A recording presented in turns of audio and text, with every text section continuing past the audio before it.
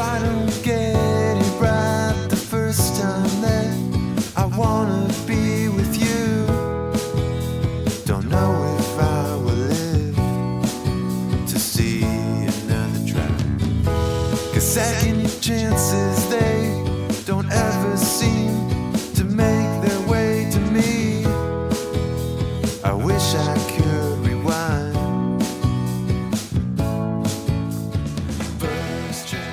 All right, back for another episode of the Coast Boys podcast. I'm Izzy. I'm Gabe.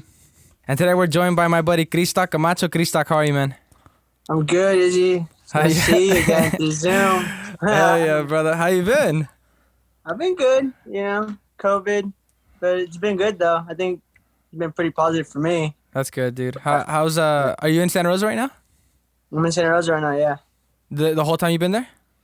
I've been in Santa Rosa the whole time. Well, yeah, I've been in San Diego a little bit. Right on. Like Yeah, twice. I was gonna say I saw that you were in San Diego, chilling, hanging out, enjoying the weather. Mhm. That's That's good, man. great. So why don't you just explain to people that don't know you a little bit about yourself?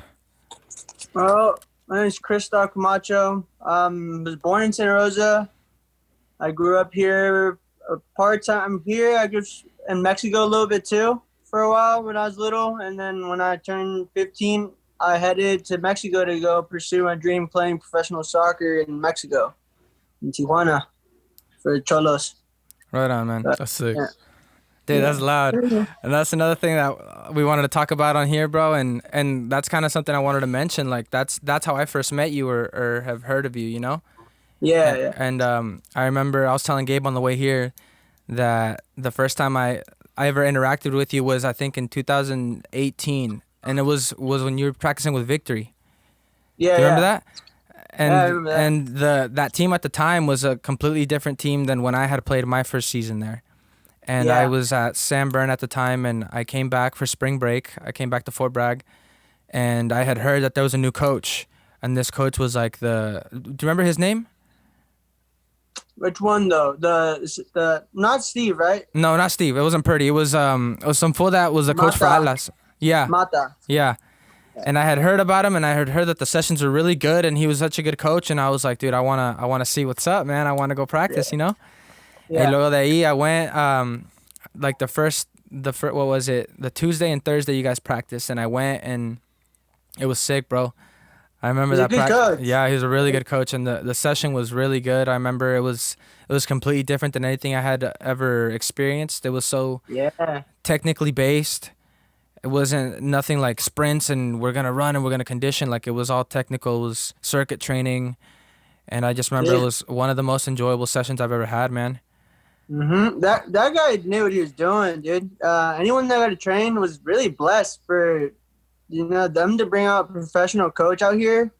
Yeah. That's crazy. That guy he was a great coach. I'm not gonna lie, Yeah, and great coach. and I remember I was telling Gabe too, bro. Like, that was the first time I had ever played against you or with you. Yeah. It was at that session. And I had previously heard things, like, oh, there's this kid that's playing over in Tijuana, or he's from this area, Yeah. or he played at Atletico.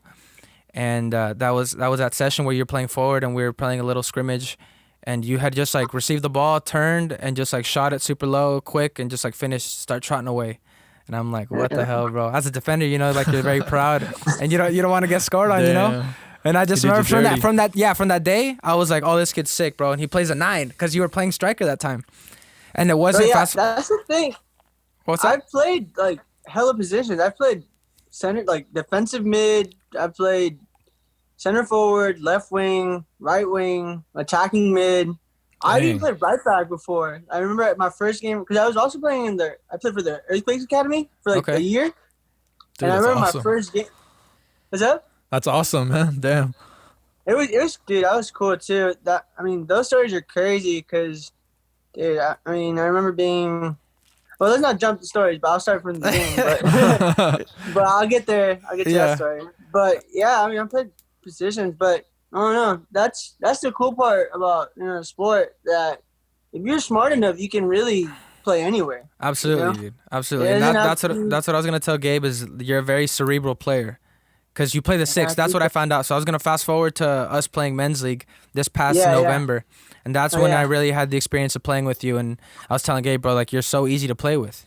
They're simple. You know what I'm saying? Like, you don't complicate the things. Like, you communicate well. You're very level-headed. And then from there, we jumped to Sonoma Soul. So we're playing men's league, and then Sonoma Soul starts up right before COVID hit. We were playing 2 games. And the game that I played, that I came back, because I was trying out for Sonoma at the time, I communicated that with Vinny. And then when I came back, that was a game at Sacramento where you couldn't go because your car broke down. Yeah. I remember that, bro. And I was like, damn, that was like our chance to really kind of solidify ourselves. Because the week before, everyone was playing full roster. And I was like, dude, this team is so stacked, bro. Like, we're going to be so good this year. I know. It was going to be exciting. I was so disappointed because I was just talking to someone about it, how before that it had been a while since I played like a real game, like full 80, 90 minutes. And that game, the first game we lost, but I felt like I did well. And it was 80 minutes, and after the game, I was like, holy crap. Like, I forgot what that feels like, just being a real game for that long, you know? Like, I played Sunday League and stuff, but, you know, it's not that serious. Yeah, it ain't the same. You don't take it as serious, you know? You show up there 2 minutes before, and you jog, and then you start playing. Yeah. You know? Yeah, so why don't you just talk about the beginning? Where did it start, bro? Like, from a young age, did you want to be pro, or how did that all spark? Yeah, dude. I remember being, like, young.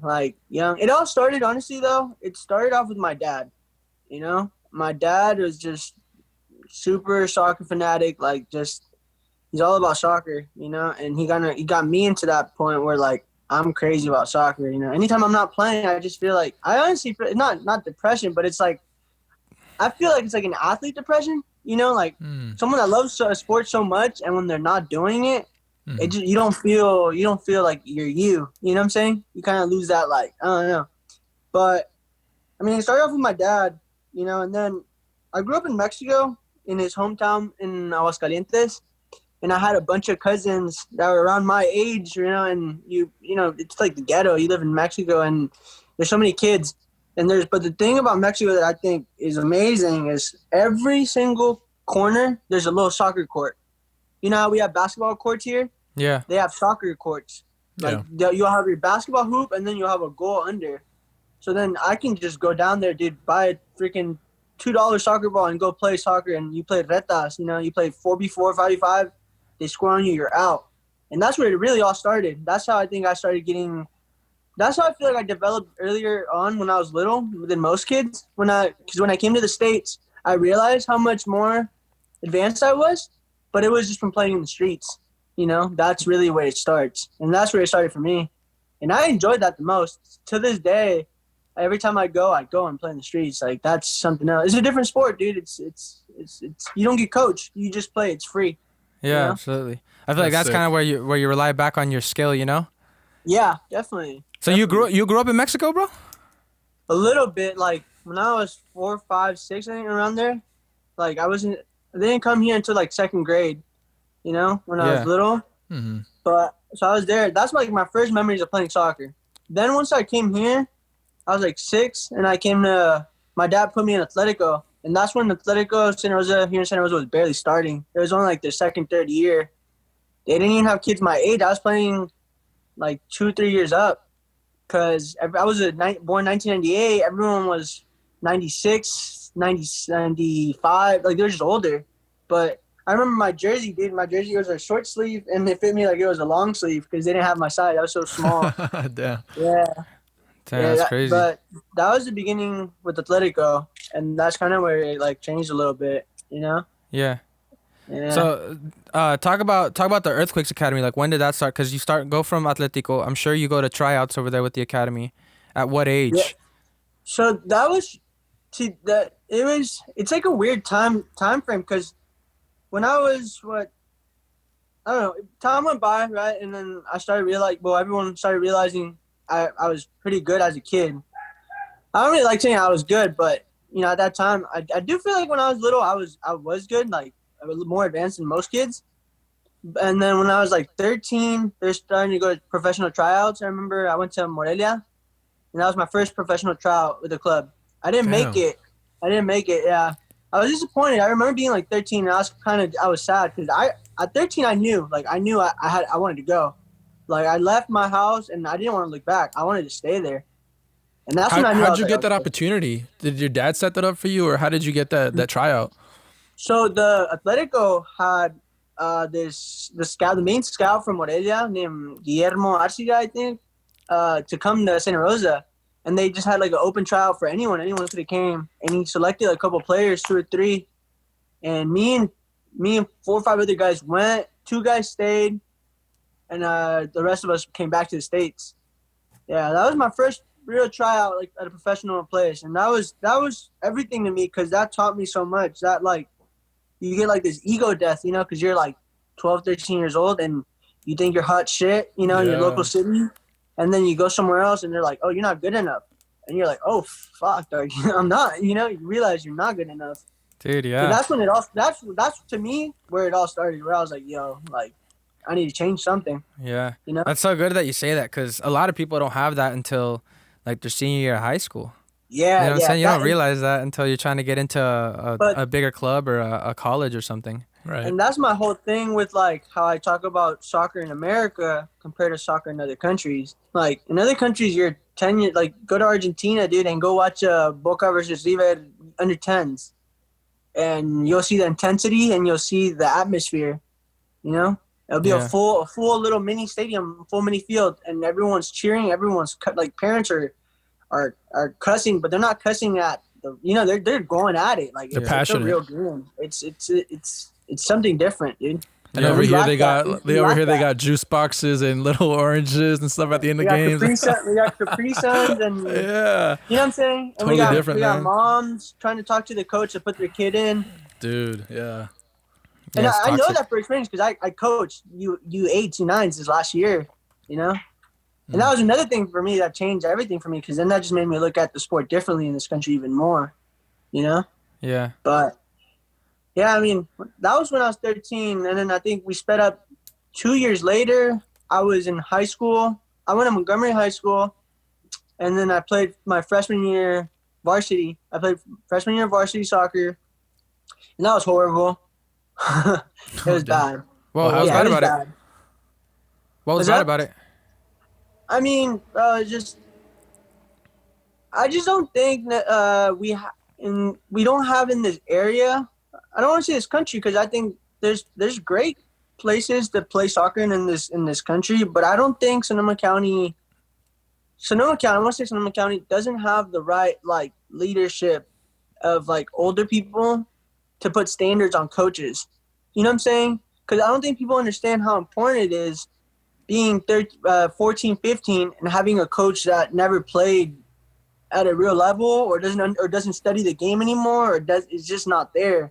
Because it slows you down. Like you have to understand it's a process. Like, you know, to get to where you want to be, it starts at 14, 15, even earlier. But I want to say that. And so like, let's say you have a coach, you know, for 5, 6 months or a year.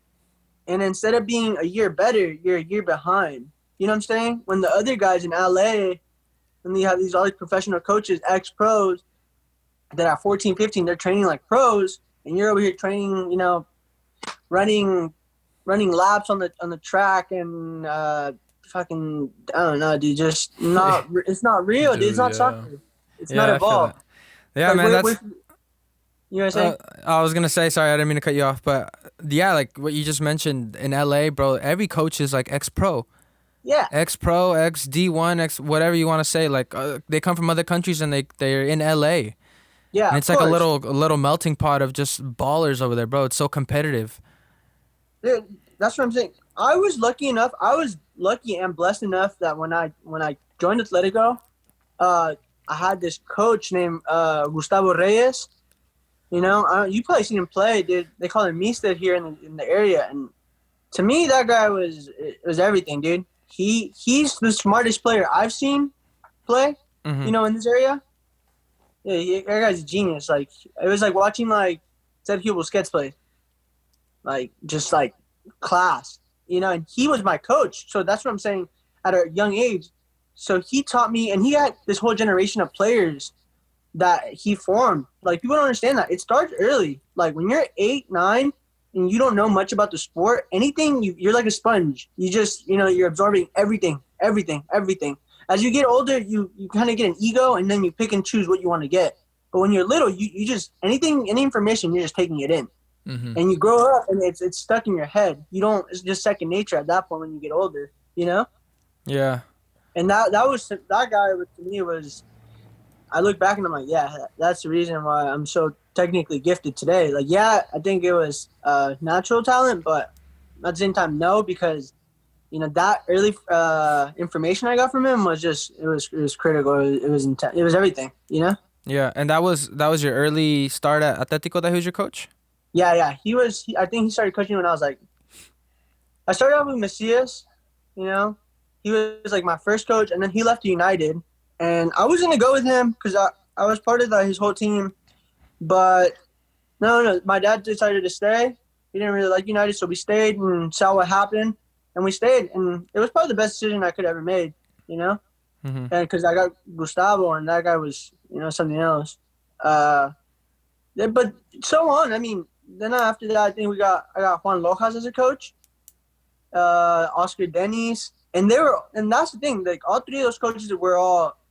Juan Locas was, I think he had like a record at Sonoma State. He was really good. He was a great player.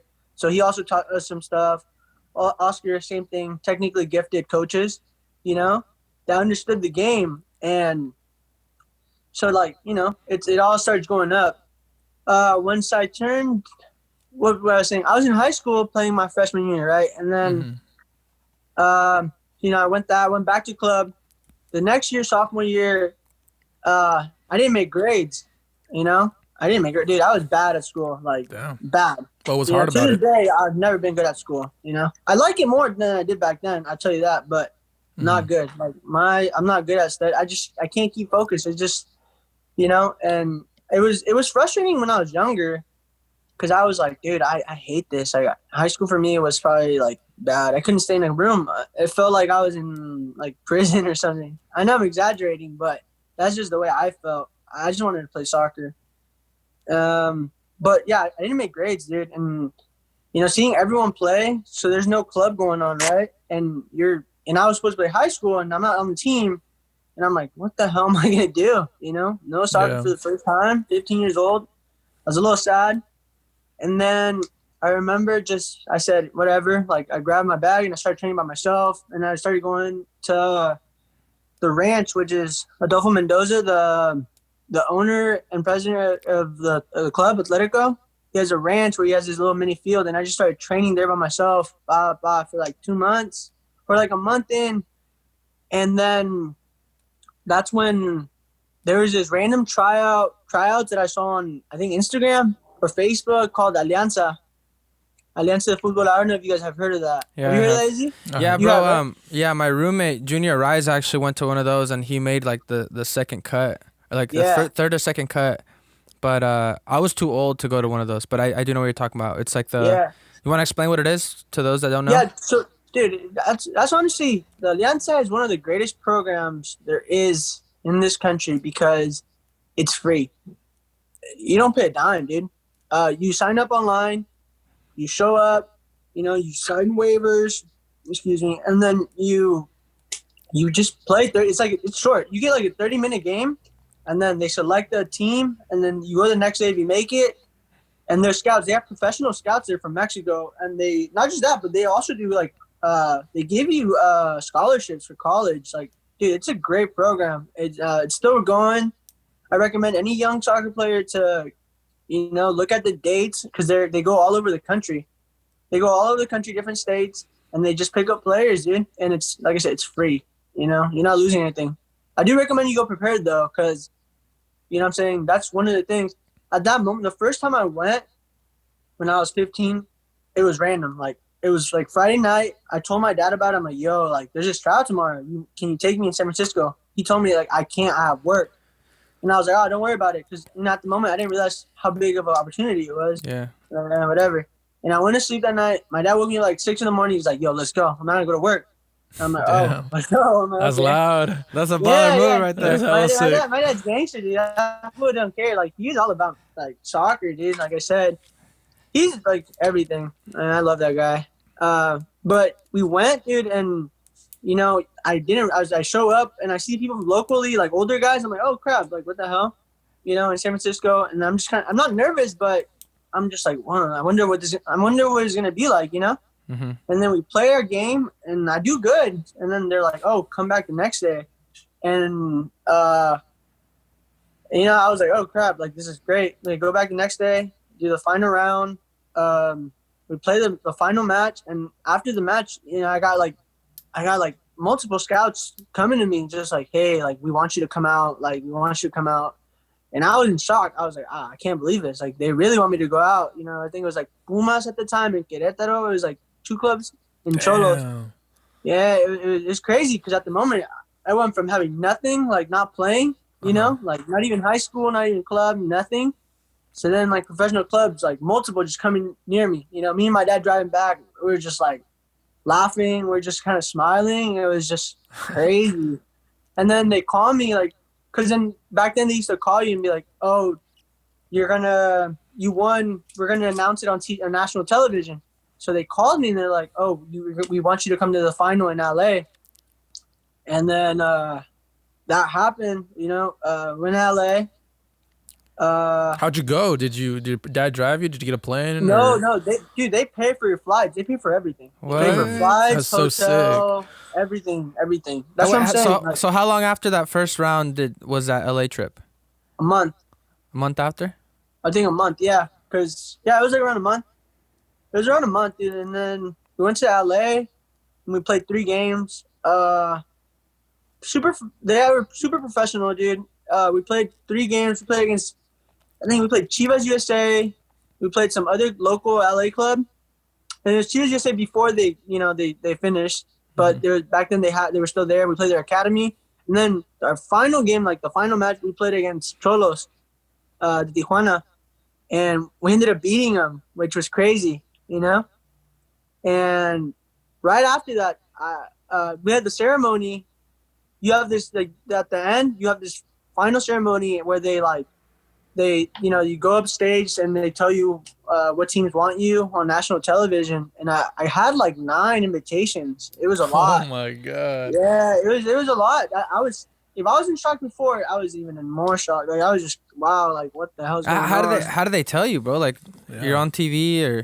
Well, yeah, they'll call out all the scouts, right, up on stage, and they all have like this little scarf, you know, and then they'll be like, Kristoc Camacho, and then you go up there, and then they all put the scarf on you, and you take a picture, and then after the ceremony, you go to this room and you have meetings with these scouts, and they talk to you what they want from you, like they want you to go, like they're interested in you, you know.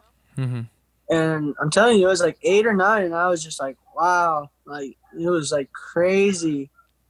It was intense. Like the next 2 weeks, my dad kept getting phone calls from clubs, like just straight calling him, like, hey, this is Querétaro. Like I remember Querétaro wanted to come to San Francisco to come have a meeting with me and my dad to they wanted me to come out.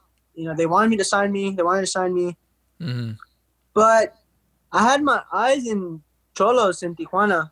Why? I don't know. Why Xolos?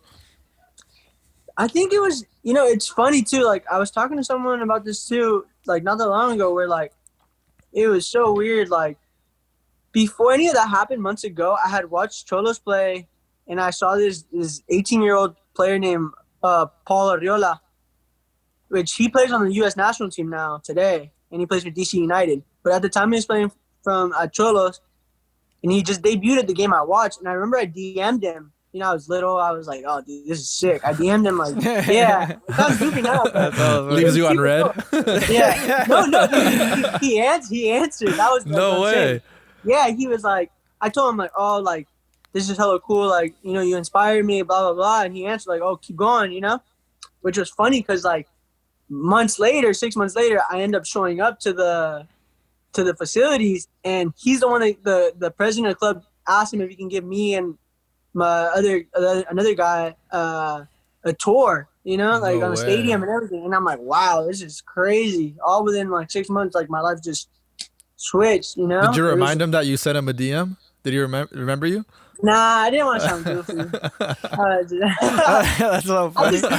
He still probably doesn't even have to say it, but I just kept it to myself. But it was cool though, because it was almost like You know, like, I don't know. That was just a crazy story for me. Just remember DMing him, and then months later, him meeting him. And then at one point, we became, like, it was cool. Like, we were kind of friends, you know? So that was crazy. Dude, What did that your must be dad think of so. all this? Oh, What's sorry. up? I was saying, Okay. what did your dad think of all this? All these clubs calling you, and like, was it overwhelming for him and for you, or? Yeah, yeah. He was overwhelmed. He didn't know what to do. It was brand new to both of us, you know? Like, he was just like, because he played soccer and he was good. He was locally in the city. Like, he was like, he'd go in Mexico, they have like estatales, which is like California will build a team and play against Arizona, you know, or, you know, they just play other places, you know? And he was good. He was one of the best ones from his city. So, but he never got the chance to play at a professional level. Like, his dad didn't really support him. Like he just didn't really like think of it too much. You know, he was into it, but my dad gave it all for me. Like, he really would. So he was overwhelmed. I was overwhelmed. We didn't really know what to do because we had multiple people calling. We're like, what do we do? So, Yeah. because you know what I'm saying, we had Querétaro really calling us. Pumas was like super interested in me going out there too. When did you sit down and have any meetings with these coaches or like with these scouts? Yeah. We had the meeting right after the ceremony, and And like that's what is talked about? Like, what do they mention to you? Like, how do they? What's their pitch? What do they say to you? they try to sucker you up, you know. They try to tell you like, oh, like, you're a great player, like, we're really interested. We have this. They'll tell you about their like programs for like the youth players, you know. They'll tell you like, yeah, you're 15, you'll play the U15 or you'll play the second division, you know, you'll play like whatever they want you to do, and they'll just tell you like, you know. But at that time, I don't know anything, you know. I don't know what's a second division or a sub-17 or a sub-20 because I'm just an American 15-year-old kid playing high school soccer. I don't know nothing. And there was no one from my area that really knew too much either, you know. It was Yeah. like brand new to everyone because at that time, I think I was one of the first ones, I think, to like, I don't want to say I was the first one, but I was one of the first ones to go out there in Mexico and sign from this area. You know, actually go out there and sign with the club and stay. I know there was guys before me that went out and they were stayed before, but there wasn't many. There wasn't a lot, you know? And that happened all before the era of the internet, so no one really knew too much, you know? Yeah. But my time, it was when like Instagram was starting. It was like 2014, 2015, I think.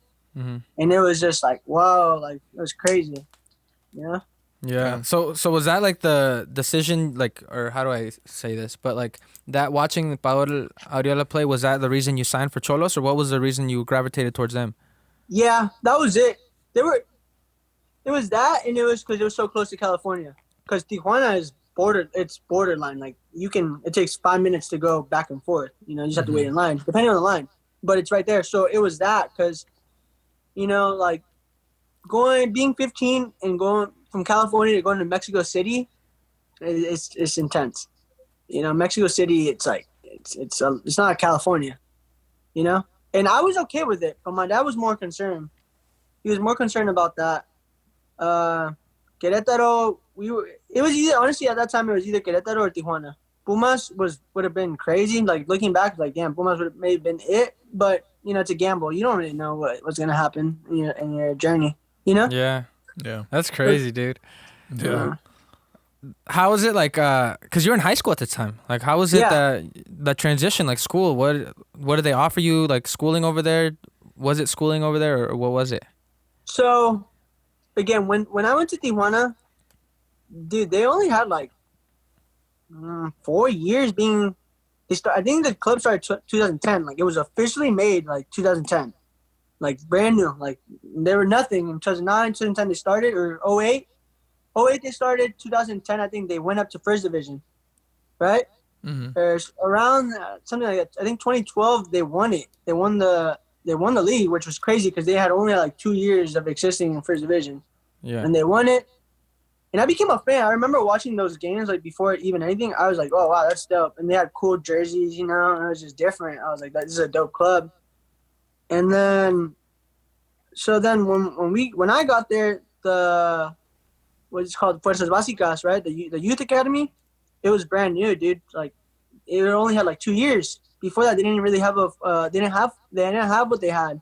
we lived in this little in this complex, right? In this little house, in this not little, but it was a house, and it was like 3 rooms, bro. And they just stacked like 10 bunk beds, 15 bunk beds in the rooms.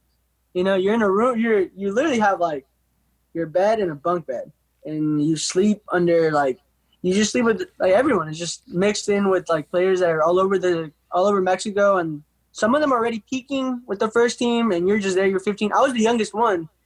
I was the youngest one, or the second youngest when I got there at the time. I was super young, dude. I was 14, 15, and everyone else was like 20, 18. You know? Dude, oh my goodness. That's so crazy. different. Was you hella nervous, I'm guessing? Yeah, I was hella quiet the first day. But by the second, third day, I was fucking around, you know? Yeah. Nice. What's that dynamic like? When you're the youngest one, is everyone cool with you? Do they treat you weird? Is there like some weird tension in the house because you guys are competing with each other? Or is it fun? What's it like? So it wasn't weird for me because I was so young, so I wasn't a threat to anyone. You know, everyone was 18, 19, already playing Sub-20, U17. I was 15 years old. I'm telling you, I was one of the youngest ones in the house at the time because it was so new. They didn't really have young guys like that. And so everyone was super cool, dude. Everyone was hella cool, like super cool. You know, but it's like anything, like you get in fights, you know, you get in, you know, verbal, you know, you talk your shit, but it's normal. It's like, you know, if you have siblings, you understand that's normal. Yeah. You know what I'm saying? Everyone fights, and that's what it is. They're like siblings, but instead of having 2 or 3, you have fucking 20. Yeah. You know? Do you still keep in contact with any of them? Yeah, some of them I do. But I'm cool with all of them. Like, it's just, you know, you don't talk every day anymore. But, like, if I message someone, we'll have a little chat here. How you doing? You know, how's it been? You know? So it's super cool. Some of those guys went off and went pro and are playing. Like, there's this guy named Luis Chavez. And he's playing Pachuca right now. And he just got called up to the first team for the national team for Mexico. You know, and it's crazy because like you're like with them every day. You grew up with him for like 2 or 3 years, and now you see him, and he's up there playing with the pros. Like he's a pro. He's Mexican national team. You know. Yeah. So how was your overall experience there? Yeah. It was great, dude. It was great. Like since the first day, I remember going to training, and I was in shock because it was just like everyone was good. There was no one bad. You know, you go, like I said, you go from playing high school and playing club, and, you know, you have like 2 or 3 guys that stand more than the rest, you know? And like I said, you think you're good. You have this fat ego, and then you go somewhere else and you realize, like, wow, I'm not that good. I'm just as good as everyone else or below them. Mm-hmm. I'm not going to lie to you, though. I was there from, like, the first 3 months, dude, it was hard. Like, I'd play like 5-10 minutes. And I remember one game, I just left it, like, I played like 10 minutes, and I walked, like, game was over, we had a talk, I was walking off, and I was sad. Like, I was almost going to cry, dude. I was going to cry, but I was just, like, down, dude, you know? Because, like I said, you go from playing, like, full 90 minutes, like, every day to, like, not even being considered as a sub. Like, you're, like, you know, just go in and have fun, you know? Mm-hmm. But the good thing was we had therapists, you know? We had therapy sessions because, again, people don't understand how important that is. Like, the mental part of the game is more important than any of the physical part. Mm-hmm. If you're not there here, you're not going to make it. You know what I'm saying? You're not. Yeah. The club had therapists for the youth academy, which I thought was incredible because she saw me. We had a therapist named Myra, and she was from, like, she knew English. So that helped. And she grabbed me and she's like, let's go talk. And I started bawling. I was crying like a little, like, I don't want to say a little girl, but I was crying. You know? Yeah. I was just crying, dude, because it was too much. Like, you feel pressure. Man.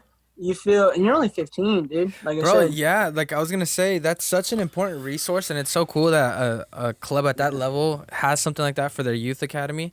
Because I was telling Gabe, bro, like, especially when you get to that level, and like I said, some people don't experience that, like myself, until I was like 20, 21 years old. You know what I'm saying? You're a kid growing up in that environment, in that competitive environment, and something like that, like, you don't get game time. You're not used to that.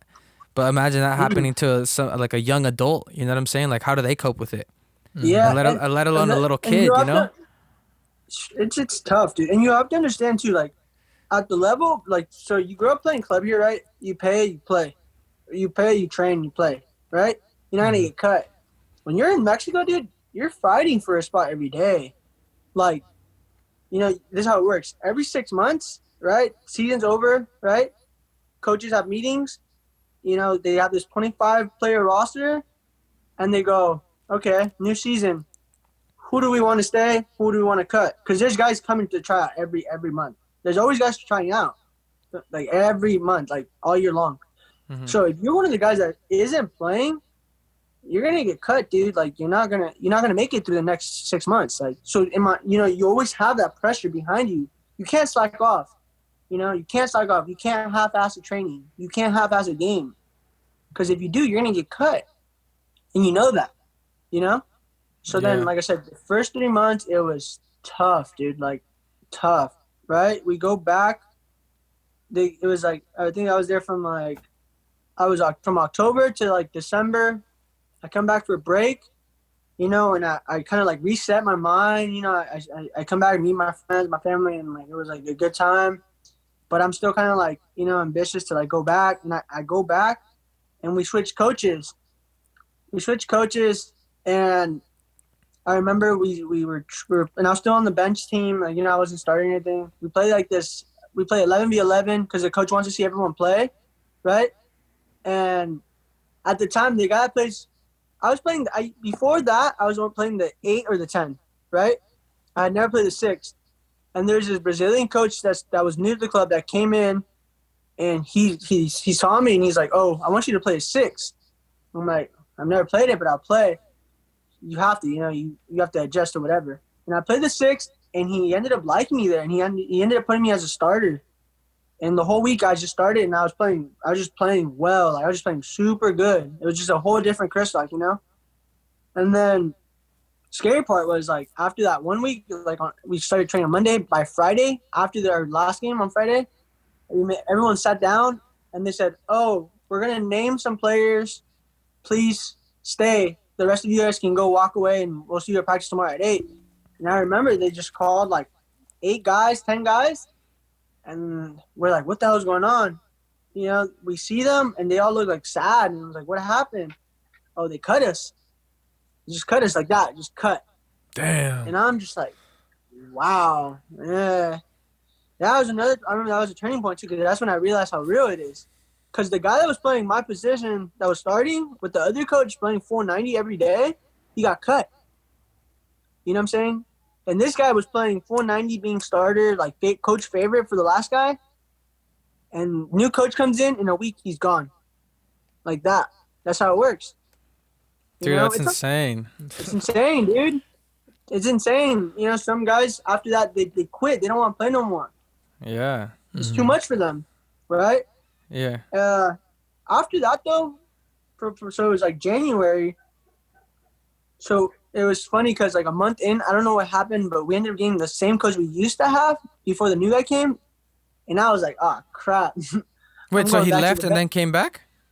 Yeah. I don't know what happened, but we got the same coach again within like a month.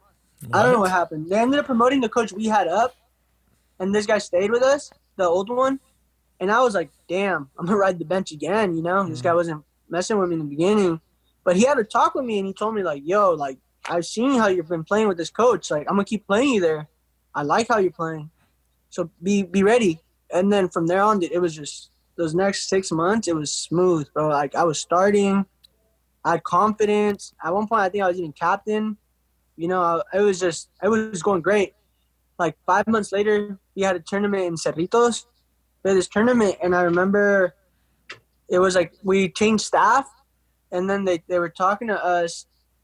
After the tournament, I played really well, and they called me and 2 other guys, and they told us, hey, you guys are one of like the best 3 players at the moment, and we're going to promote you a year up. So I was like, that's whenever the players that go up, those are usually like the best players for the club at the moment, for the age group, right? You're ahead of your age. So you're most likely going to go up. Like, you're doing really well. The club's paying attention to you. And at that moment, I was like in shock because I was like, wow, like I'm there, like I'm stepping now. Now I'm actually playing now, and I'm playing a year up. I was 98. I'm playing with 97s this next tournament. And then it all went sideways there. It all went sideways there because at that time, FIFA had made a new rule that if you're not born in Mexico, you can't play. So then everything just went downfall. I had to leave. I couldn't play there. I was there for another like 5 months, and then I had to come back to the States. That It was the crazy. end of your career there? What's up? That was the end of your career right there? No, that was the beginning, dude. That's what I'm saying. Soccer it's a crazy story, dude. That they made like this partnership with a club in San Diego called Nomads, and they're an academy. You know, like the academies. Like, did you ever see like grow up with any of the guys playing academy? Yeah, pues the only thing I know about, well, I know Nomads, but Yeah. I know because your homie Kevin, well, our mutual Yeah. friend Kevin was playing there with you. I think you guys played together, but that's the only way I know about Kevin Nomad. played like a year later, a Okay. year or two later, and I helped him. I called the coach when I was playing because I went back. I think I was in Mexico, and I called the coach like, "Yo, I have a friend named Kevin. You want to try him out?" And I set him up, and he ended Right up on. staying there a year later. So that Nomads team was partnership with Xolos? Yeah, they made a partnership. And the partnership lasted like 2 years, 2 or 3 years. But at the time they had a partnership, and we were there. And I was there for 3 months, but I left, dude. I was frustrated because, like I said, the level from playing in Mexico to playing in the U.S. way different, like different, dude. The mentality in the kids is in Mexico. They're professional. You know, the mentality in kids in the U.S. It's not as professional at that age. Mm-hmm. It gets more professional as you get older, but at that time, it's not that professional. And Yeah. I was frustrated. I didn't want to be there, dude. I left. I came back home, and I ended up. One of my friends that I played when I was younger from the Earthquakes said that his coach from the Earthquakes saw me play in a showcase in Florida, and he told me to come out to go so they can go check it out at the Earthquakes. And that's how I started playing for the Earthquakes. You know, I went out and they liked me, and I just went off from there. And I lost there. Played there for a year. With was Wondolowski. You know Wondolowski, the forward for his brother was the coach. His brother was the coach at the Earthquakes, and I played for him for a year. And that was also cool because I got to see I got to learn what the academies for the MLS was like. You know. Yeah. Because I was playing for Nomads, but it wasn't like MLS. Earthquakes was MLS at the time. Anyway, it still is, but it was MLS, and I got to see what that was like. And that was crazy, too, because, I don't know, just you get to play with kids that are a little bit more professional than playing club. Because playing academy and playing club is like a whole different story. How old are you at this point? I think I was 16, 17 now. Okay. So this was right after you got back from Tijuana. You went and played with Nomads. You left and you started playing with the Earthquakes Academy? Yeah, started playing with the Earthquakes. That was crazy, dude, because I came back and I was going to school, and I ended up dropping out. I ended up dropping out of high school. I think it was At what Yeah, age? Yeah, talk about that. Like, what was the decision making behind that, and like, were you nervous, and like, how did you make that decision, man? I didn't think about it twice, dude. I didn't think about it twice. I didn't like school. Dude, yeah. I mean, it's not But for I mean, everyone. that's a It's not big for everyone. decision still. Dude, but I'm sure, I mean, bro. I'm I sure can as see a it kid. for most people, yeah. But I'm telling you, for me, it was easy, dude. And I was like, I'm not going to school. You're like soccer or bust. It was soccer or bust. But, you know, like, I remember people telling me, like, oh, Kristoc, like, get your high school diploma, like this. And I understood what they were saying. And I'm not saying they were right or wrong. But all I'm saying is, to me, academics, it's important, right? But high school, to me, was the dumbest thing ever. You don't learn anything too important, dude. Like, you don't. You know what I'm saying? It's like most of the history we learn, I don't even believe it. I don't even think it's real. I think it's just someone wrote it and we went along with it. I don't know if that makes sense, but to you guys, but it's just, I don't know. I think high school is bogus. I think the education system in America is ridiculous as well. You know what I'm saying? I don't think kids are actually learning the right stuff. But I knew that. I knew that early on, dude. I was aware of that, so I didn't care for it. And making that decision was easy. It was super easy, you know? I don't know. What I did your just think parents think about that? my dad always supported me. He, like I said, I was always free. I was always free to like make my own decisions. My dad always told me like, it's your life. You make your own decisions. Whatever you think is right, and I'll support you. Damn. You know, That's so cool. yeah, it's cool, but it's also tough. Yeah. You know, because I didn't grow up with my mom. My mom moved to Mexico when I was little, so it's just me, my dad, and my brothers and sisters, and my grandparents. And my grandparents don't know anything about school. You know, they're from Mexico. They don't speak English.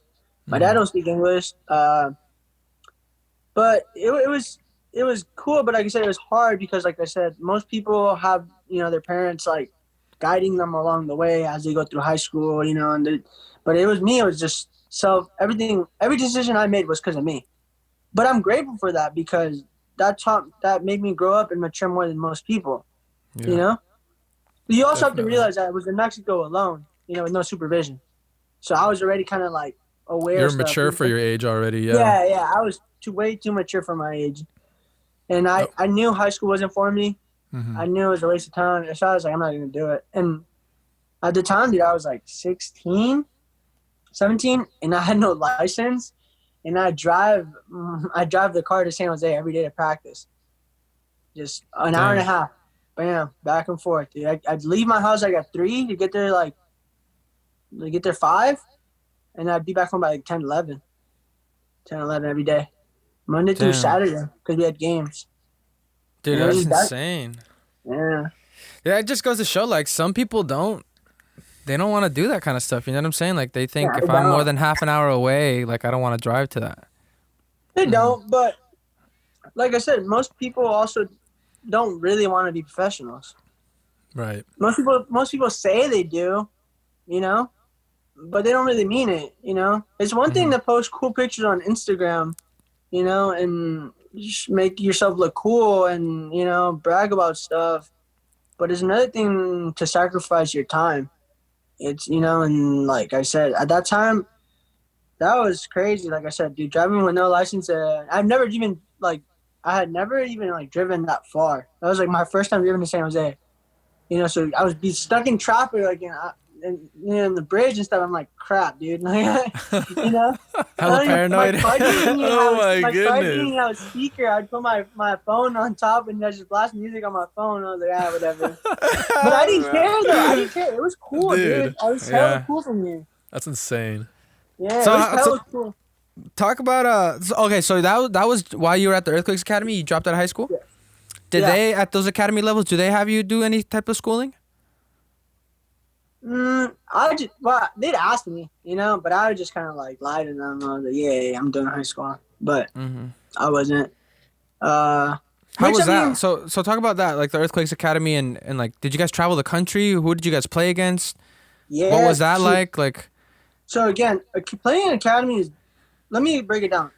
Club, you know, you have your local club. You pay your $80, $100 a month, right? Everyone plays. Everyone's happy. You go to like tournaments, little tournaments like Surf Cup and stuff like that. You know, you get scouted.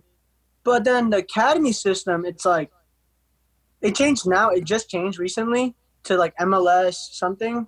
But it used to be like the USSDA Academy, and then so you had like San Jose Earthquakes, LA Galaxy. Seattle Sounders, Portland Timbers, and Vancouver Whitecaps in Canada. Those were like the 5 academies in this area that you play that were MLS, right? And then you had like your other academies that were like Dianza Force, Nomads Academy, Pateadores, Strikers in all of California, and you play all of them. So you travel through you'd fly to Canada to go play their academy. It's one game, you know, and they pay for everything. You don't pay a dime.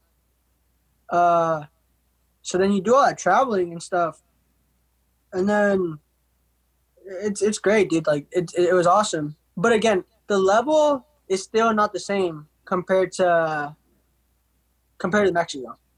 yeah, I'm gonna put it out there. The level. Yeah, I was gonna say, what would you say the biggest difference between the levels here, the academies here, and then playing over there in Mexico? The mentality, dude. The mentality, because those guys in Mexico, some of those guys were some of those guys were taking buses from an hour and a half away, an hour away to show up to practice every day. You know, they leave their house 4:30 in the morning to go train at 7 in the morning, and they're poor, dude. They don't have the financial, they're not financially there, you know. So it's do or die. Like they either make it, you know, or they're not going to be much in life. You know, there's not enough resources out there in Mexico. So these guys are busting their ass every day. Like they want it. They're hungry. You know, they're ready. And the kid from the U.S., if I don't make it professional, and that's why I was never too concerned about school. Like, dude, you can work at construction or something and make a living and make a good living, like make a lot of money, you know? So like the guys over there, like they're like concerned, you know, it's like their families behind it, you know. Some of these guys are parents early on at 17, 18, which in here you don't see that too often. So it's just a mentality. Kid 17-year-olds here, 18, 16-year-olds here, they're still kids. You know, they're not thinking like men. They're not thinking like professionals. They still, you know, you still have like, you know, like you have your parties, you know, on the weekend. You have your friends, you know, like it's like that. In Mexico, you're not doing that. You're focused, you know, like I said, because if you don't, you're gonna get cut. Out here, you will get cut too, but it's not as serious as it is over there. The level wise, I think. And this is what I think. I think the level in the U.S., it's there. Like, and now, it's, like I said, this was back in 2016. 2020 today, like, we're looking at it, and, for example, you guys, if you follow soccer, there's the kid Gio Reyna from Borussia Dortmund. He's 17 years old, and he made 3 assists today in the game, right? And you have Sergi Dest that just signed for FC Barcelona. You know what I'm saying? All American kids. So it's changing. It's 5 years, 4 years, 5 years later. It's changed now. It's getting more professional, and the results are showing up. And I think eventually we'll catch on. But I just think we're not there yet. But we will catch on. Yeah. Definitely. Yeah. Kind of piggybacking off what you just said. Like those kids are kind of following after the footsteps of someone like Christian Pulisic. See the same thing. You know what I'm saying? Like this fool gives up kind of local club to go and pursue a soccer career outside of the States. Because for some reason the system here is broken compared to other ones. It's very focused on money. It's very money focused, and it's very like the richest will play. Like you said, that Alianza whole program from Mexico, like that's a Mexican program coming to the States and making a difference for players like you. Do you get what I'm saying? Yeah. Like just free tryouts. Like you never hear that so here. So many doors, dude. So for a bunch of players all over the country, so many. Yeah, man, and like kind of going back to what I was saying right now. Those like stuff like that, I feel like that trend is gonna take off. Like you're gonna have kids nowadays that are gonna be choosing that over like trying to go D1 college. Like they're gonna go, I want to go pro. I'm gonna go all in. You know what I'm saying? Like now that there's a kind of like a footstep that they can follow. You know what I'm saying? Because like these players that you just mentioned, like Gio Reyna, Christian Pulisic, Weston McKennie just signed for Juve. Those kids are kind of like the pioneers that they move when they're 12, 13 to like Germany. Yeah. And now there's just like, you know what I'm saying? There's people doing it so you can kind of go after their footsteps, you know? And there's a lot more players. Like there's a lot more young players playing. They're not maybe in the first team yet, but they're playing for the academies, like U19, U20 academies. Now they're like a step away from making the jump to the first team.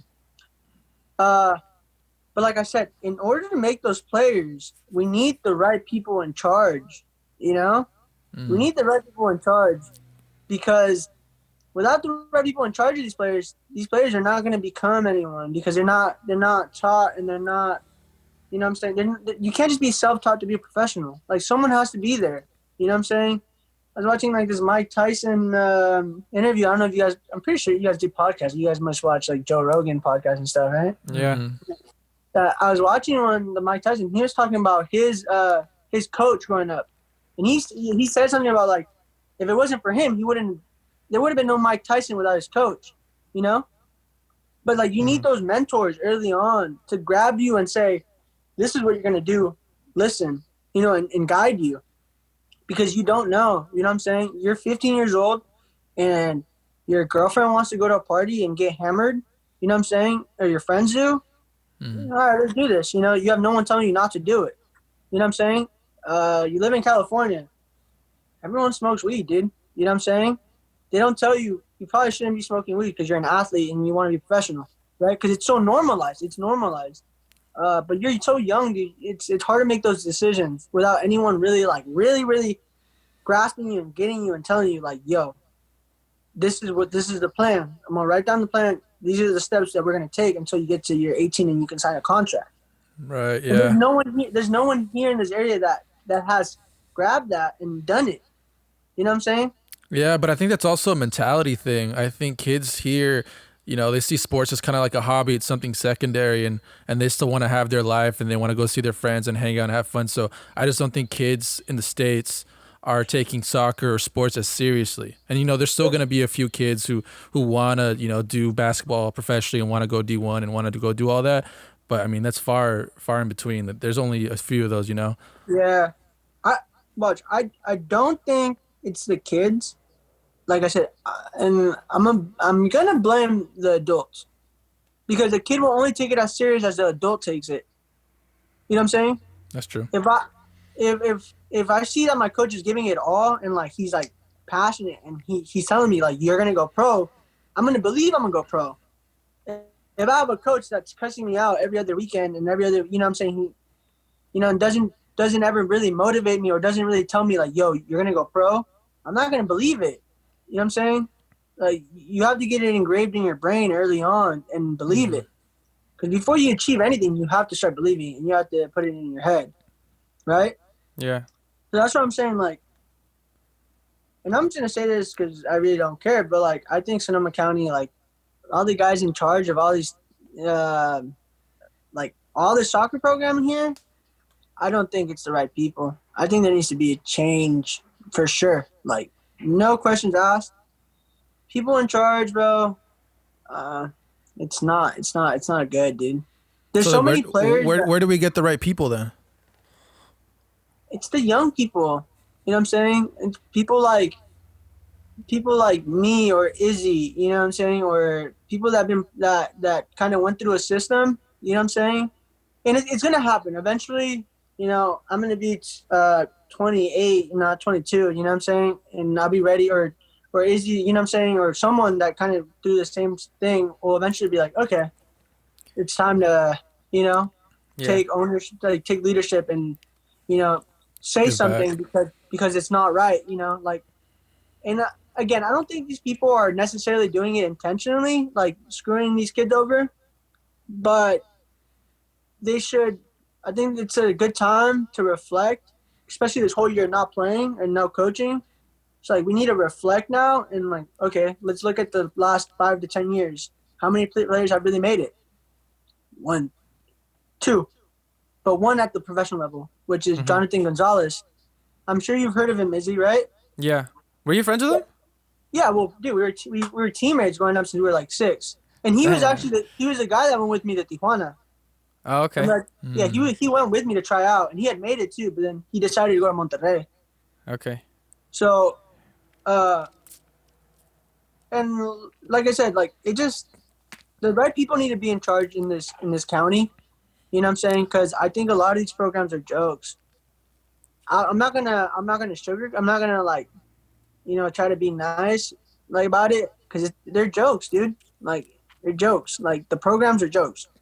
From the young, I want to say the young level, like at the youth level, it's not that bad, because I think Atletico runs a good program, right? But I think as we get older, as we start turning 14, 15, that's when we start losing it. Yeah. We start losing it. We definitely have lost a good generation of players because there's not a good structure for 14, 15-year-olds, Yeah, 14, I agree with 15 you. and up. We've lost it. Yeah. But What at a do you young think? What do you age- think it is? Like you say that the coaches around this area, because I agree with everything you just said. I agree. Yeah. I feel like eventually once those coaches kind of start filtering themselves out and kind of like start to get old or kind of sick of it, you're gonna have better people that take over. It's not always gonna be the better people, you know, like it may be someone that just wants to take over and for financial reasons. Yeah, But that's the thing. I think that's what it is that a lot of these guys are there for financial reasons. yeah, They don't really. I'm pretty sure some of these guys don't even watch the sport anymore. Like, if you're gonna be someone that's gonna be in control of 30, 40 plus kids, you know, in their life and career, you need to be studying the game every day, or else you're not really a real coach, a real fanatic. You shouldn't be there. You're not the guy to be there anymore. You know what I'm saying? yeah, you have to be a constant student of the game. You have to You constantly have be to, because you can evolving never your learn too much. philosophy. You Yeah, can never learn too much, dude. And that's what I'm saying. I think there needs to be a generational switch, because it happens everywhere. Like, it happens all over the world.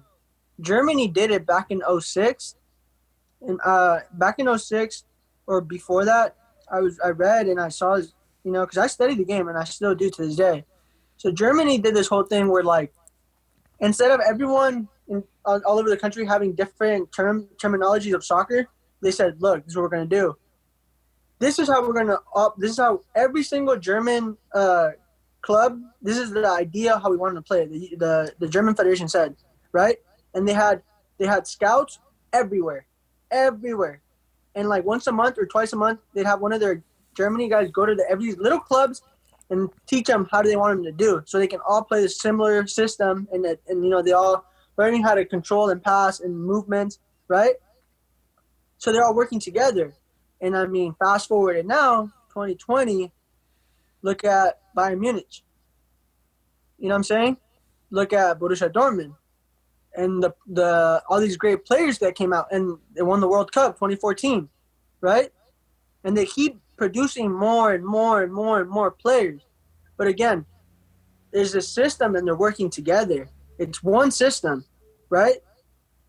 In this county, we can't even get 2 local clubs that work together. You know what I'm saying? And that's all an ego thing. It's a bunch of egos everywhere. All these older people have a bunch of egos, and they don't want to accept the fact that they're screwing over generations of soccer players that could potentially be professionals at one point. yeah, But they're not going to become it because they don't even educate themselves enough, you know, to do it. yeah. It's Have you sad. thought about trying to take over eventually, or like kind of fitting into the Yeah. system that way?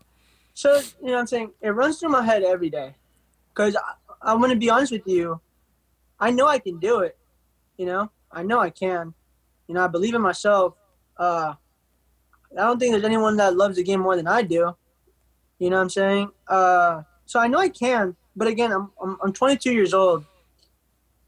To start off, most of these people wouldn't even listen to a 22-year-old.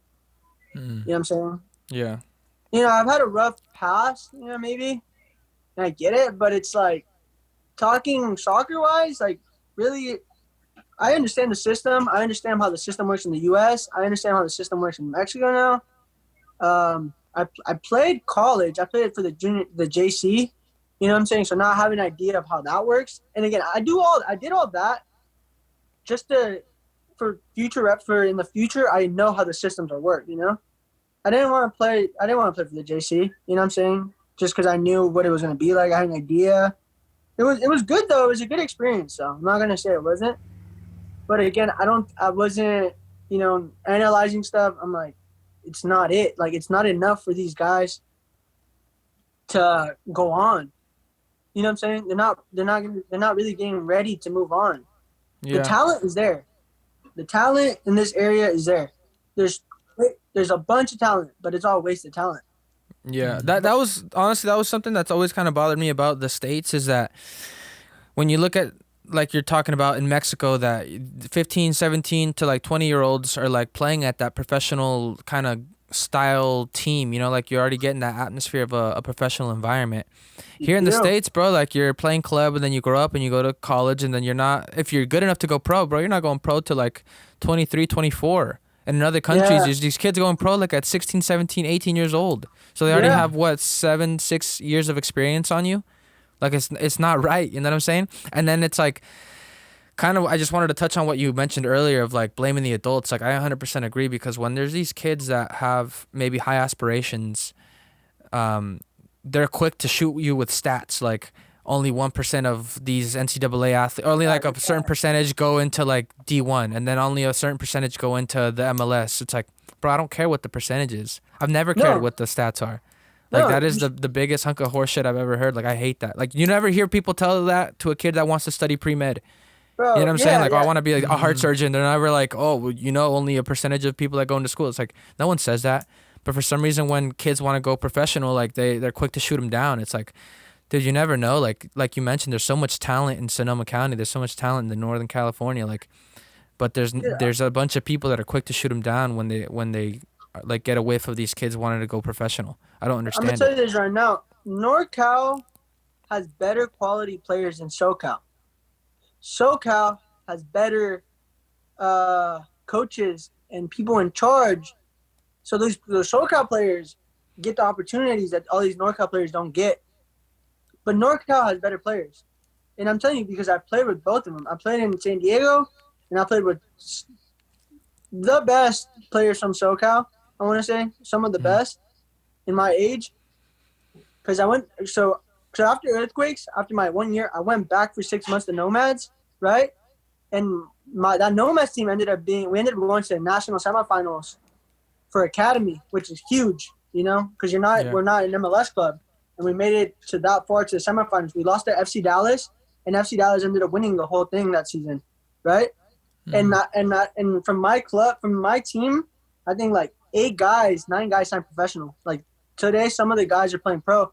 My friend, my ex-teammate, Agustin Williams right now, he's playing USL for the Galaxy 2. He's scoring so many goals right now. Another guy, Robert Castellanos, playing RGV. Chewy that I played with playing Reno. Another guy's playing Nisa and Oak. Like a lot of these guys are playing pro today. You know what I'm saying? But like I said, they have the opportunity. Like in San Diego, they have like 3. Dude, in San Diego, they have like 5. They have like 3 or 4 MPSO teams. They have a NISA team and they have a USL team. There's opportunities there all the time. You know what I'm saying? You can play a game and the Landon Donovan from the USL team can be watching and be like, yo, come on. Right? Yeah. But I can't go. Where am I going to play here in Sonoma County? There is nowhere to play. Yeah. Just MPSL, UPSL. And it's and look, I don't want to bash on anyone or any club. I think Soul is good, like the Soul was good. I think the JC is good, what was it? Victory was good. They're good. I'm not saying they're bad, but it's not enough. It isn't enough. Yeah. I'll be straight up. Compared to other teams, you know what I'm saying? Like it's nowhere close. It's nowhere close, dude. It's not serious enough. It's not professional enough. There's a huge problem right now. These players are turning 18, get out of high school, and not playing club. And, you know what I'm saying? Like I said, I'm not trying to bash on anyone and say anything bad, but it's just there's not enough opportunities for these young guys, dude. Mm-hmm. There's so many guys, and I look at them now because I'm 22 now. These guys are 18, 19. And I'm like, oh, dude, if you live in San Diego, you could have been playing pro right now. Yeah. Or playing at a higher level than you are now, Yeah. But these guys don't even know it because they haven't even left their area to know that. Yeah. But one thing that I will say is now compared to like, let's say, like 10 years ago when you went to Xolos, like there's way more opportunity now than there is back then. Like that NISA league that you were talking about. Yeah. Like, bro, that just came out of nowhere. You know what I'm saying? Like there's more opportunities for kids to go pro, than there was a few years back. Now we have USL, MPSL. There's more leagues. Yeah. For sure.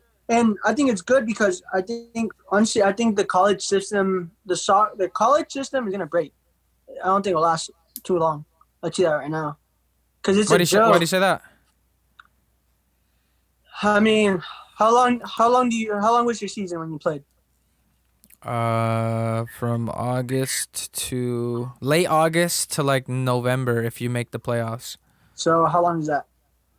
August, September, October, 4 months max. Okay. 20 something games in 4 months. Nowhere, no place in the world, no place in the world they play 4 months in a 12-month year. They play 10 months to 11 months year long, and you have like a month break, if that. Nowhere in the world, dude. These guys are not getting enough playing time. They're not. Yeah. They're not, dude. It's gonna fall. It's not gonna last long because these players are now realizing they can, especially COVID. Like I said, it's gonna break down everything for them. They're realizing they can go online, do online school at UC Berkeley, right, and then go play professionally with like the Oakland Roots for the NISA, and still be doing managing to do both things. So there now people are starting to realize that without wasting or even going to your local JC, right, and doing everything online, doing your 2 years, as you try to pursue your professional career, right? Because ultimately, most of these college players don't make MLS. They don't. Most of them end up hitting the USL, right? So it makes no sense. You're wasting years. You're wasting 4 years. You're wasting. It's. I don't know. To me, I think college soccer it's also very bad. Very bad. It needs to change as well, dude. Yeah, man. I mean, that's always been the argument against the NCAA. It's just it's like just a money pit. You go and you waste. Depending on how you look at it, you waste 4 years or you gain 4 years of experience. For some kids, like that's the highest level they've ever played. Like myself, that's the highest level I've ever played. But then again, like I never went through that academy or club system. Yeah, like and maybe it could be a downgrade. And I'm sure if you would have gone through that early on, if you would have had the opportunity to do it, you know what I'm saying, you would have. It opens up your mind, and makes you realize how much better you have to get early on. Mm-hmm. But where'd you grow up? I grew up here in Fort Bragg, bro, like Northern California. So it's like 2 hours north of Santa Rosa. That's what I'm saying. And I don't know what's it like over there for soccer, what opportunity wise? Barely any soccer, dog. Nothing. Like one tournament, yeah, for us, bro. So me and Gabe played together, and bro, growing up, so I didn't start playing till like my sophomore year of high school. And Gabe grew up. I see you grew up in what, like Atlas? What did you do growing up? Well, I grew up playing like rec league and stuff. Like again, like we said, juice boxes and oranges and all that stuff, doing that. And then it got more competitive, probably around towards like middle school and high school. My dad was part of like an Atlas Academy, kind of. They were trying to start something here in Fort Bragg. And we even had like Pacheco come over here and like he like did a training session with us and it was hella cool. And that's kind of like when I realized that, what I thought soccer was and what I thought training was, it's nothing what we were experiencing here in Fort Bragg. But that was a 1 day program. That was a 1 day training session and it was hella cool. But, they leave and then we go right back to what we were doing, like you said, running laps and doing kind of nonsense. That's not really going to help us develop as players. And so growing up, even in high school level, like we have great coaches and they're super nice. And, I can tell they care and they want the best for us. But at the same time, it's like they can't provide us the academy level, the MLS level of training that we need to, develop into better players. Yeah, no, I agree, dude. Like I said, though, if the right coach was there for you guys, he would have had the passion to get you guys to be, you don't know where you could have been today. Yeah. You know what I'm saying? There needs to be more people just saying, you know what, I'm going to be in charge. You know what I'm saying? And, talk, make a scene, do whatever you need to do to get in the right spot because I think way too many kids are being affected by this. That there's not the right systems and not the right coaches right now for these young adults to try to become professional. Yeah, man, I agree, bro. Well, honestly, dude, I think you should get involved in something like that, man. Like with the way you talk about this, you're somebody that's been there and done that. Like you've experienced academy here in the U.S. You've experienced youth soccer over in Mexico. Like you're a good player. You have so much knowledge. You talk about it with passion and conviction. Like why not get involved? Like you thinking like that, you talking like that, you can possibly like be a difference for some kids in his entire life. The way he decides to go about things, the way he makes decisions, the way he thinks about soccer, you know what I'm saying? And maybe not even soccer, maybe just about life. You never know. But like if you get yourself involved and you're changing lives of these kids that grow up playing and not competitive and all of a sudden you make that shift for them, like, bro, that's night and day. And that's when I started coaching last year. I was coaching these little U8s, right, U9s, and it was fun, dude. Like it was fun, cause I would, I never treated them like they were kids. I always told them like, I'm not here to babysit. I'm here to be your coach. And I told them like, if you guys have a question or anything, I don't want to hear your parents. These are 9 years old. They're 9. And I'm like, if you don't feel like you're playing enough, come and talk to me. And we can, I'll tell you why you're not playing enough. But it was like treating them like adults as 8, 9-year-olds. You know what I'm saying? And I everything was intense. I was strict with them. How it should be though, because you know what I'm saying? Like, these kids want to be pros. Like, grasp it early on. That's what it's like. You know what I'm saying? You want to be a soccer player? This is what it's like. I'm not gonna sugarcoat it. I'm not gonna be too nice. Like, no, like soccer is not nice. You're not in soccer at a professional. You're gonna have more hard times than you're gonna have good times. You know what I'm saying? There's way more harder days than there is better days. Yeah, for sure. And you know what I'm saying? It's fun, but it's also it's straining, physically, mentally, emotionally. It's draining. You know what I'm saying? It's draining. I think one day I will get involved. I will. It's a matter of time. I'm also 22, and I don't think. And this is what I'm saying. Like, I know I can do it, but I think there's still more to learn before I get there, right? So I'm still trying to experience more.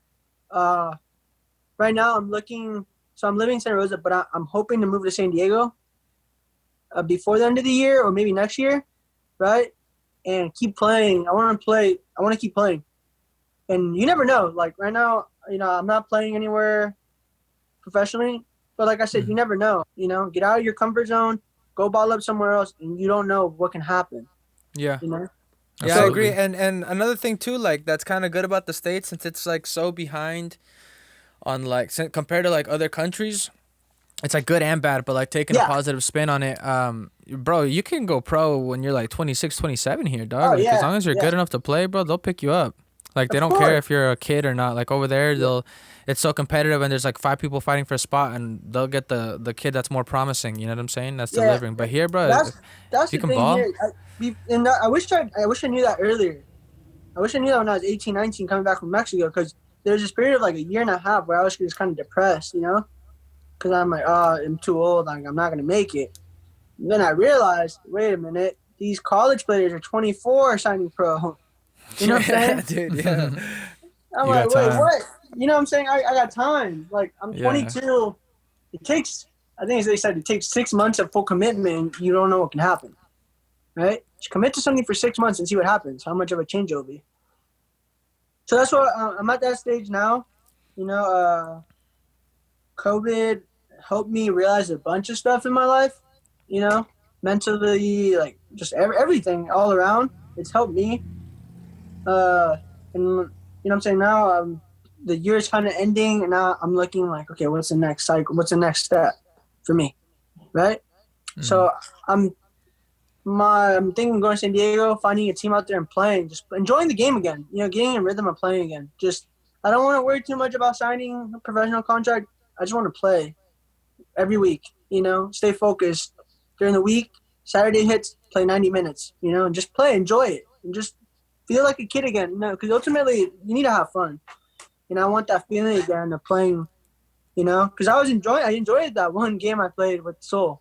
Dude, oh my God. I was telling Gabe, bro, like that game, because I didn't play because that whole week I was trying out for Sonoma State. And I was telling Vinny, I communicated that with him. And I was sitting on the sideline with Chico. Yeah. And this was like, I think a week after we had played in the final, or a few days before we played the final, I think. I don't remember. But I just remember watching that team, and I saw you, and I was like, dude, like, we're so stacked, bro. So many raw-ass players, and it's so unfortunate that COVID hit, because I was so ready to play. I was so excited for that season, like everything about it, dog. Like just like Daly coming back and playing, like that one game I played with him. Dude, that was so much fun, bro. Like playing with ex-pros, ex-D1, ex-D2 players, like all these raw-ass players. Well, it's that's so much fun. Saying. Like, you have guys like him. Like I talked to him, and I asked him for some advice. He gave it to me, free knowledge, and so we need people like that, guys like that, to come into the area and say, you know what, I'm the change. And I'm gonna be the difference. Because to be honest, like I truly believe like if all these clubs got together, right, and there's this project, and we said, okay, let's instead of competing against each other and fighting each other and try to see who brings in more money every year, and right, why don't we work all together? You know, we have our club teams, right? But we all fight to get this U18, U16, and U18 academy, like nomads, like Pats, Pateadores, you know? And we get this academy team, right? And we forget about the nonsense of high school because it's a waste of time. Kids shouldn't be wasting their time playing high school soccer. They shouldn't. It's a joke. Yeah. So they really should get together. Let's have an academy and have this system, right? Because being honest, these American players now are getting seen. Like we talked, there's so many players in Europe now, young players, right? If we work together, we can produce. The players are there. The talent is there. Year in, year out. We realize, you know, you play Sunday League and you see that little 18-year-old kid and you're like, crap, this guy's Yeah, good. bro.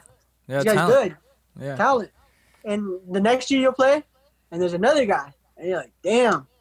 You know what I'm saying? And these older guys are kind of like, you know, they can't keep up as much anymore as 5 years ago. Now you have so many kids that are just coming out of nowhere, just, you know? Even the Sunday League is pretty competitive in Santa Rosa. Yeah, the one in Santa Rosa was sick, bro.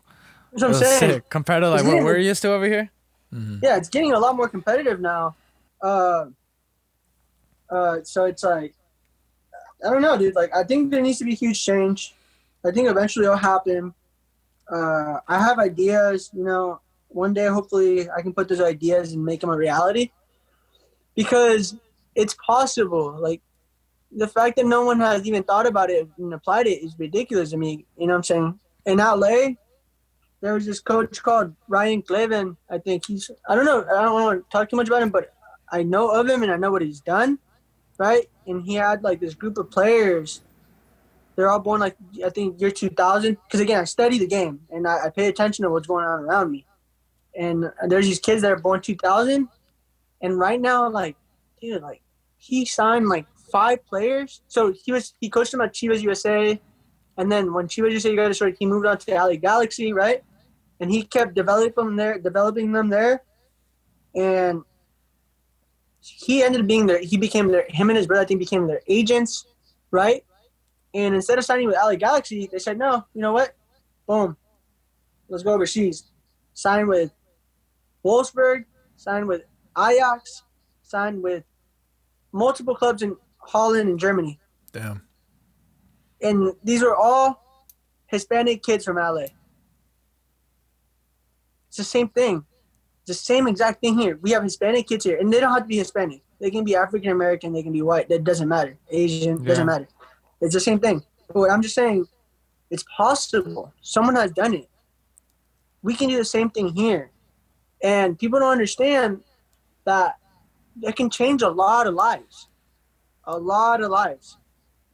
You know what I'm saying? These families that, you know, come from really poor places, really poor, you know, houses, the areas out here, their kids can really make a difference, and it's by playing soccer. You know what I'm saying? I feel bad because I look at some of these guys that had so much talent, and now I see them working construction. You know what I'm saying? They make good money. I'm pretty sure that it's fine. They're fine. But I also know that in their heads they're like, damn, I could have been pro, because they could have been pro. And you know, it's kind of sad seeing these guys grow up not really chasing their dream anymore at the age of 20, at the age of 19, right?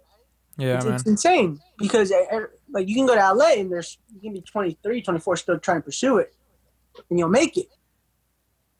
But we don't have a system here that works out for the players anymore. It got better, like you said. It's been better, but we know that it needs to be a lot better. Why not do it? You know, let's stop wasting time and just do it.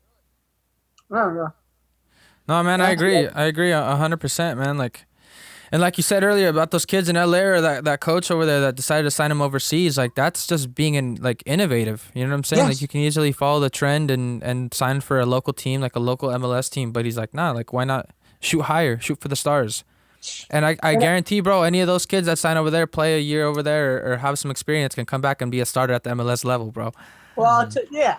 But the thing is, they'll come over here. They'll come over here and they won't play him because they'll sign this Argentinian kid that's 18 years old and they'll play him over the American. It just makes no sense. You know what I'm saying? That's the issue. Yeah. Yeah, but something before we end, I wanted to kind of ask because I totally forgot that you played at SRJC. Yeah. How was that, bro? How'd you even get into that, or how'd you take first steps to that? Like, I thought after you played in Mexico or that kind of level, you couldn't play college anymore, or how did that work? I was able to do it because when I was playing in Mexico, I never got paid. I didn't get paid because I remember being out there. I told them I didn't want to, for the same reasons that I knew if I ever wanted to come back to the States, I didn't want to take that eligibility off. And since I was so young, it doesn't count, you know, especially not getting paid. So you're considered a pro, and you have your pro card, but you're not paid. So there's rules that you can bend, like, you know, with doing it. I mean, the Santa Rosa JC is something. You know what I'm saying? Like, yeah, it's not very some exciting. experience. Yeah, it's an experience, dude. But again, like, you know, all respects to everyone, but things need to change. You know what I'm saying? It needs to be a generational change for these players, for the next upcoming players that come out. Because, like I said, go to LA and go to because if you know about the JC soccer, you can go to like Cerritos College in LA, and there's another one, Mount Sac. Mount Sac's so good. Okay, that's what I'm saying. So good. They're so good, and their players are good, and their players all end up going to D1 schools right after. Like almost all of them. Like 3 or 4 of them, 5 of them will go to D1 or a high D2 school for sure. Yeah. Why isn't it happening here? The talent is here. You know what I'm saying? Yeah. I think a lot of the times it's it can be political, man. It's just about who you know. Because a lot of times the coach has to build relationships with these other coaches, and once you start filtering good players on, and they're like, okay, I can trust with this coach, his opinion, I can trust his what's the word I'm looking for? Kind of just giving him the player the stamp of approval. You know what I'm saying? It's like, okay, well this coach says I'm looking for a center back. This coach says he's got a good center back. I'm just gonna trust his word. You know, like. Yeah. And a lot of the times that's it. Like it's all about who you know. And this is the thing though, you can go around that because I've learned that. Like, I mean, I had teammates that played at San Jose State, Cal Poly, you know, and they were captains for their team. And me, I was just one of their friends. I called him like, yo, I know this young player. Can you show your coach's highlight? And they're like, yeah, of course, Chris. Like, I got you. All right, thanks, dude. And it was that simple. And the guy will, and the coach will look at their, you know, because they trust their captains, you know.